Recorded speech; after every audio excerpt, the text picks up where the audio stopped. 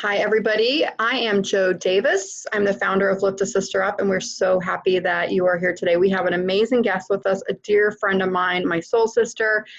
We've interviewed her before, and clearly we just couldn't get enough of her. So this is Catherine B. Roy, and she is the CEO and founder of LHM Academia, LHM Media. She's internationally recognized personal growth and business coach, best-selling author, human potential thought leader, and she's also a member of Mensa. This is what I know about Catherine. She is a rise above everything gal. She's a rise above conflict. She's a rise above confusion. She's the person that steps in and sort of sees things with clarity and can kind of decipher and navigate. And I think that's why she's an amazing coach, and she is absolutely for hire. You all should know that. I didn't mention that before on our broadcast, but she is absolutely for hire. I don't know how she could fit you in, though. She's so busy with her amazing social media and with her other interviews and her writing and her publishing, just different, enlightening, brilliant pieces of work. But tell you a little bit about her background. She has fought the odds, fatal illness. She's plowed through sterility. She even survived civil war in Yugoslavia. And not only did she survive it, but during the process of being bombed on, was a caregiver and a nurturer for other young people that were in the shelter. So she's one of those people you look at and go, if she can overcome these things that we don't have to overcome on an everyday basis, especially here in the US, what can we accomplish as women? What can we accomplish? How powerful are we really? And we're going to talk today about transformation. And it's one of my favorite topics. And she's like the perfect person to bring this to the table, to shine a light on it, just because she has been through so much. So is there anything you want to add to this long list of amazing life or death situations that you have risen above? Is there anything you want to add to that? Did I miss anything? It's long. It's a long list. I read like half of it. It's a very long list. And let's say just it was like a roller coaster. It was like up and down, losing myself, finding myself, and like transformation after transformation. And until at one moment, I just realized that if I survived all of that, there has to be a reason. And I didn't even search for a reason. I just like felt in my heart that I need to help people to overcome whatever they have to overcome. Just, looking for a source or an example as someone really did that, because I really walk my talk. And I would like, that nothing of that happened from the point of view back then. But now, those are like blessings which completely transformed my life. And I like to say that, the moment we understand how magnificent we are, the change starts. Because we are like trapped. And here's like philosophical thing that I like to mention. We screwed this civilization completely. Like we made, I was choosing the word now because I wanted to say much worse something, but we made a system to destroy ourselves as spiritual beings. Like we go to work, we burn out over there, and then it's expected from us to be moms, to be wives, to do all those kinds of things, and we just don't have energy, and it's not like it is supposed to be. So I believe that all of us have purpose, and that we know it's not like you have to search for that. Everyone is talking about searching for a purpose, but what you do the best, what you love to do, that's it. And just commit yourself to that. When I went to public in 2015, after all those experiences, I had no idea what I was doing. I really had no idea why I went to public and why I was starting to speak. And I just had an urge to get it out. And, when my book was published, and when Brian McGill and Jenny Young supported me, and all of you guys from the Royal Society, and that the magic happened, I received so much love, which I never had because of all those experiences. And that love practically transformed me to be who I am today, and to give that love to other people and try to transform their lives too. So something that you said that kind of just stood out to me and I love is people that are stuck in what's my purpose, what's my purpose, what's my purpose.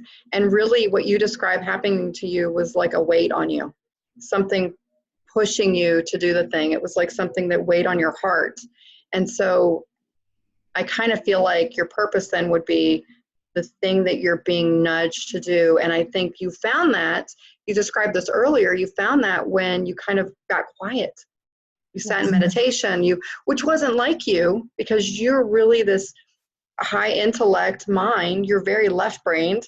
And so all these tragedies hit your life and it forced you to be still. And then all of a sudden you felt this weight, this push, this nudge, this little fire in you. So would you tell other people when they're talking about transformation and they're talking about, what's my purpose? I don't know what I'm here to do. Get quiet and just see what's nudging you. What are you passionate about? Yes, exactly.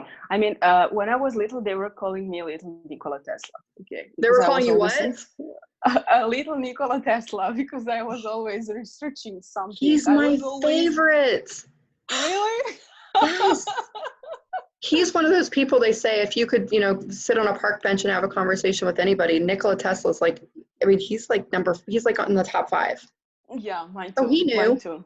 Yeah, he knew. But he was in science all the time until he stepped into spiritual, awakening and started to research about energies. And, he said, if you could understand the energy, you can understand the universe. So I was actually researching his work and get kind of excited about that. And excitement is the first sign that there is something for you there. Yes. Okay. So if you are doing something and you are excited about that and you're passionate about that, that's like a first step. That's it. Just find a peace of mind. But I still mix a little bit of science into that, because meditation is not for everyone. Not everyone can do that. But there is a way. Just physically stop your brain. Stop breathing.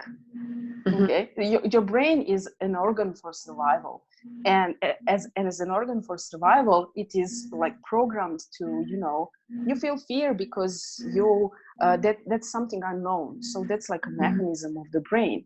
And if you stop breathing, you will definitely stop your mind, because you need air, and that's basic.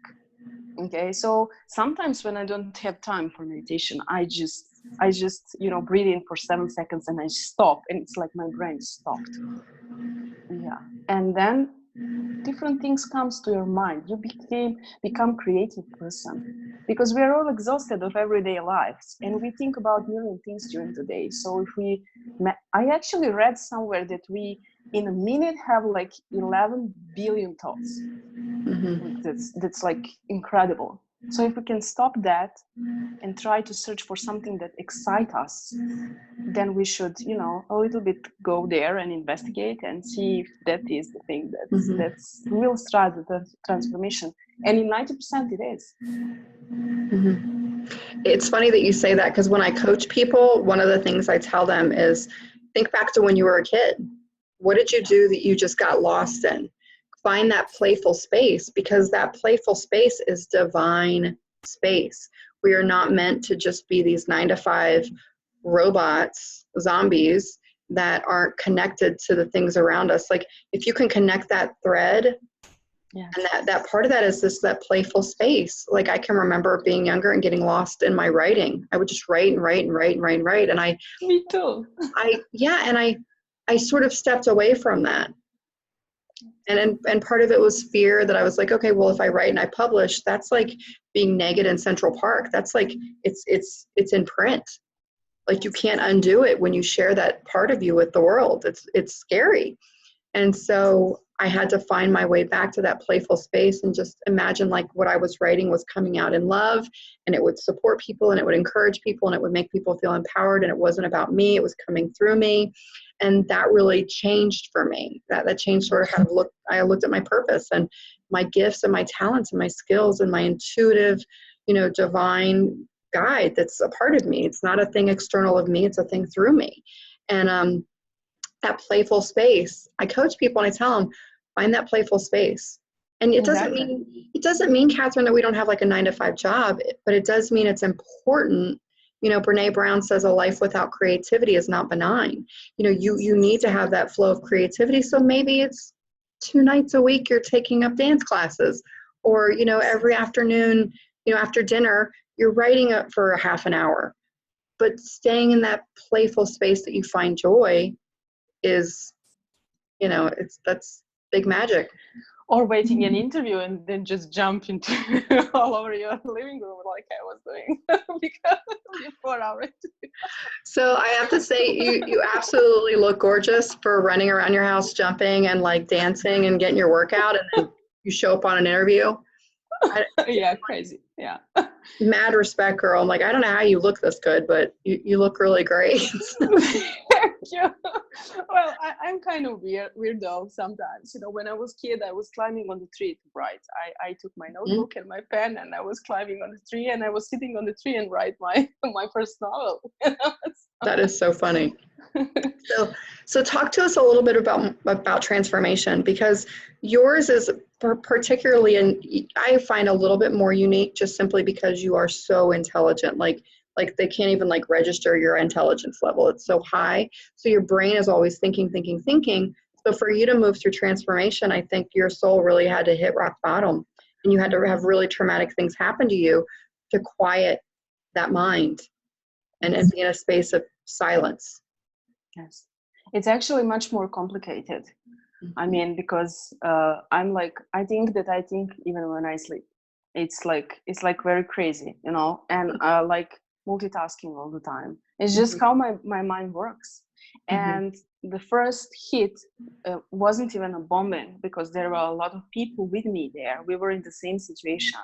And I was 17 years old, and I lived through that with my mom and my granny, and but when they said to me that the diagnosis is so bad that I will live just a year and a half, that was like, okay, what will I do in this year and a half? Or I was lost, and I was like, what? I had so many plans. I had so many, I was just starting my career. It was like crazy. And that was a hit which made me just stop. I remember I was lying in my bedroom. I was watching in the ceiling and I was crying. I didn't know what to do. And when my mom took me to monastery, there was another event which happened there, and that was the moment of complete transformation for me. I didn't have strength even to walk, so my mom and my boyfriend at the time, my husband now, they were carrying me to the room for prayers. And usually there are 5 people who enter the room to pray in front of the saint. But when I stepped in, the monk said to other people to go out and just for me to stay in the room. And I was very scared, and I didn't know why he said that. And what he was starting to speak something in a language which I didn't understand. Later on, I asked, and they told me that was like ancient Greek language or something. I didn't understand anything. He put his palm on my head, and then he said something on my native language in Serbian. He said, the illness was a sign that you were on the wrong path. Don't worry, nothing will happen. This world needs love, and you are love. And I was like crying next, I don't know, half an hour or so, alone in that room, just crying, didn't know what's going on. And I went back home, I went to do examinations, and I was perfectly healthy.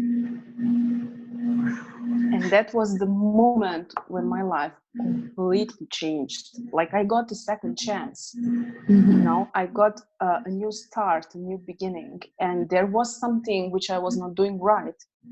So I completely changed my perspective of heartfulness and allowing my heart to be my leader. And before that, it was just my mind. Your giant brain. So it's so fast. Okay, so I want to make sure everybody understands this. So you had survived civil war in Yugoslavia, being bombed on, fleeing. I mean, you had survived war pretty much. You'd come out of that, and then you were diagnosed with a life-threatening illness. Yes, bombing was in 1999, and the illness was diagnosed in 2008. So almost 10 years after that. And so the wake-up call for you, and it's interesting, we have a mutual friend that I hopefully, I'm hoping that you'll get to connect with here shortly. Her name is Courtney Runyon, and her page is called Unicourt. And she, about a year and a half ago, was a quadriplegic because of an autoimmune disease. And it was like the universe gave her the smackdown because she was on the wrong path. She was with the wrong person. She was in the wrong field of work. She wasn't shining her bright light in the way that, you know, she was put on this planet to do. She had lost touch with that. She was a nature girl living in a big city covered in cement and big, you know, skyscrapers, and like she was on the wrong planet pretty much. And so when you talk about this, it was a priest, correct? Saying to you, you're on the wrong path. This is your wake-up call. I am telling everyone out there that's listening, this is happening all the time. Yes. This is happening all the time, where people are on the wrong path and they're energetically putting their energy into something that's not their sacred contract. It's not their divine reason for being here. Yes. And they're we don't listen. We don't listen. We don't listen. Yeah. And you get these little nudges, you get these little whispers and these nudges, and you feel it in your body. And, you know, for me, working in the corporate world, I started having chest pain every day. I had issues with my stomach, and your second brain is your stomach. You know, that's your intuition. And so I was getting all of these nudges and whispers, and I wasn't paying attention. And then I got really sick. Like I thought I was dying. So I kind of go, wow, you're saying this, you know, out of this man's mouth, which is such divine confirmation for so many of us that we are on the wrong path. And sometimes it takes having everything taken away from us, the smackdown. Yes. That's our wake-up call. Yes. If we're stubborn enough not to listen, like I was. Me too. Oh yeah, you have to meet my friend Courtney. Like it's the same thing. She's just super stubborn. Like, you know, we're like rock stars. We can handle it, and then it's like, oh my gosh, I can't get out of bed and I think I'm dying. So the same, same girl, here. I'm so happy that you had this wonderful, loving influence of your mom. We owe her such gratitude, because literally you're here and you're kicking it, and you're kicking ass, and you are just like, I get this friendship because of her influence and her guidance and all your other divine guardian angels, which you had a ton because you went through such a traumatic, and, you know, especially through war. I mean, those guys were working double time to keep you and your family safe so that you could progress through all these, you know, difficult situations and be sitting here in front of us having a conversation, sharing. So I really hope everyone's paying attention, and I really hope everyone understands that transformation is just beginning with listening, beginning with opening up, beginning with, you know, the possibilities and the playfulness of what if, and sort of quieting your mind a little bit and paying attention before you get the smackdown. Is there anything you want to add about your this transformation? Because right now you're in a platform, I mean, you have a ridiculous social media exposure. Like, you're in this crazy place right now that is, do you not feel like you're on a roller coaster and you're just on the ride? Well, things are just, you know, it was time. Mm-hmm. Oh yeah. Time, you know, I was going up and down. It's finally time to go up. I believe that emotions are extremely important. Okay, but I make like distinction between feelings and emotions, and I just had an urge to say that feelings are pure and emotions are processed through our minds. So you know, if we have fight with someone and we love that person, we are angry. That's emotion, that's not feeling. So I don't agree with anyone who says that anger is a feeling. It's an emotion, and it can't exist if we have the right mindset. So the transformation actually starts with changing the mindset, with changing the frequency. That's why I created even those games, IQ games, to activate 2% of brain, to understand that we have the power in our mind to let us create, but our heart shows us the way. You know, that's the transformation I've got. Heart will show you the right way, because you will feel that passion, you know, like when we are in love, but like that pure state of being, and then we use our mind to create that. Not opposite. Mind will never show us the way. It will protect us from unknown, and that's block, which will stop the creative process. And when I went in public, I was always talking from my heart with deep emotions. And I think that people felt that. And that's why my social networks are growing like that, because people from all sides are supporting me, just like you and everyone else, because I'm speaking my truth. I don't have anything to lose. I'm not afraid of anything because of everything that I went through. And I think that's the thing which we all can achieve. And when we achieve that, I mean, there is no limits. Definitely. I have nothing else to say. If I had a mic, I would drop it. Mic drop. I love you. That was so beautiful. much. Like, you got me a little choked up. Yes. So everyone that's out there, hear what Catherine is telling you. She's telling you to put your fear aside, to open your heart, to be in a place of authenticity, to, as you're feeling, register, is that an emotion or is that a feeling? Does it resonate with, what my higher purpose is, what my higher level of consciousness is? Is it registering with my soul and my heart? And you guys got to know we're all on this planet to make a difference. You may think you live a very ordinary life, and you may not be doing Facebook Lives, and you may not have a big social media following. But let me tell you, every action and every energy and every intention and every moment of your day, you're putting out something that is powerful, and you are making an impact on this planet. I don't care if you're just being friendly to your postal guy dropping off your mail. He could be in a really dark place, and your smile and connecting and looking him in the eye and sending him love could completely shift his life in a different direction. We do not realize how powerful we are. So when you look at stories that people are telling now, these grandiose, like survival, transformative stories, and you're like, whoa, and know this, moment to moment, the power in your intention and letting that love flow through you and being kind and being connected and having no agenda and having no fear, because you have no expectation, can change the world moment to moment. And Catherine is just a mega badass rock star example of how you can do that. And you keep showing up, and you have a choice not to, but you keep showing up in love, because in your heart, and this is what people get from you, in your heart, you want the world to be a better place. You don't want people to have to learn things the hard way, because it sucks. You want people to rise up in their greatness because they first see their greatness. And I think that's what you shine a light on. No, I will drop the mic. That's it. I'm done. Let's dance now. I'm not saying nothing else, because what you said was so perfect. And thank you so much for just sharing a little bit of your sacred space with us and shining a light on, like, I'm walking away from this conversation feeling more powerful and feeling more empowered and in that bright light. And I'm so grateful for you. And you are absolutely my soul sister. And I can't wait to connect you with some more people and just shine that light brighter and brighter and brighter and brighter. I can't wait. Like, thank you so much. I mean, if you continue, I will just start to cry. I know, I'm gonna let you go, but you are killing it, and you are showing up with the right intention, and you are showing up in love, and the people that are connecting to you, they know it, they see it, it resonates with them, and because you are being you, it's raising all of our frequencies. Like high vibe, intuitive weirdos.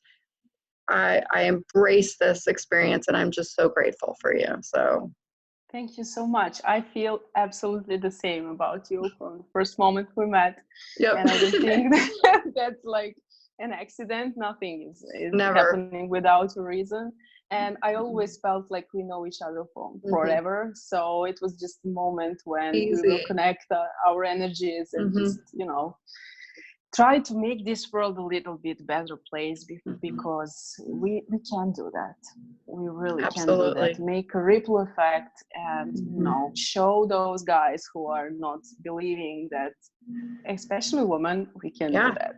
Powerful. All right, guys, we're going to check out, but we hopefully will have Catherine back again, because she's amazing and we love her. And I hope this inspires every one of you to be in a space of openness and be open to transforming and be open to growing and evolving and changing and, showing up and fulfilling our divine purpose on this planet to make it better. Anyway, love you, girl, and we will talk soon.